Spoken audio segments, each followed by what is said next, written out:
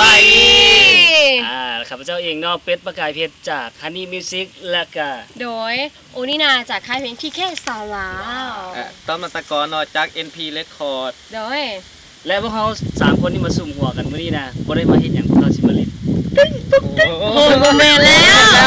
คนละอย่างแม่นหลายๆคนอาจจะสงสัยว่าพวกเขามา3คนมาป่ามาดงจังซี่นี่เฮ็ดหยังแล้วพวกเขาก็บ่ได้มาเฮ็ดหยังแม่นบ่เขาเรื่อง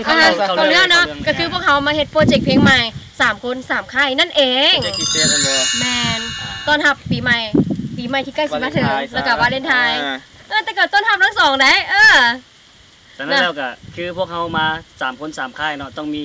สิ่งดีๆมามอบให้แฟนเพลงของเขาคือจากการตั้งใจของพวกเขาทั้ง3คนแล้วมอบให้ซึ่งเพลงนี้เป็นเพลงแบบใดต้องอธิบายฟังดูสำหรับเพลงนี้เนาะเป็นเพลงที่มีชื่อว่า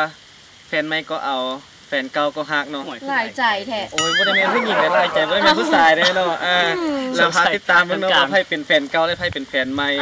แต่ว่าในสิ่งที่ว่าจะให้ติดตามก็คือมันสิแหวกแนวจังได๋พวกเขาสิมาจังได๋แล้วแฟนเก่าแฟนใหม่ในที่นี่น่ะพวกเขาอยากซื้อว่าบ่จำเป็นต้องเป็นผู้หญิงหรือว่าบ่จำเป็นต้องเป็นผู้ชายติดตามกันเขาสิมาแนวลูกทุ่งคือเก่าบ่หรือว่าแนวอื่นอันนั้นก็ต้องอุบไว้ก่อนเซอร์ไพรส์เนาะแน่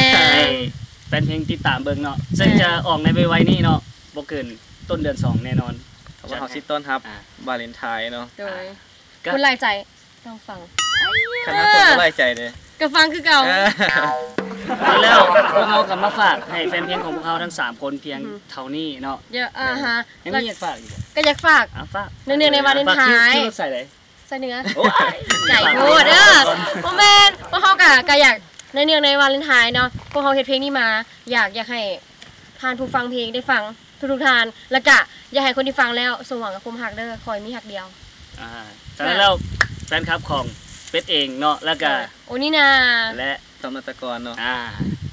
ติดตามโดยจากใจพวกเขาเด้อ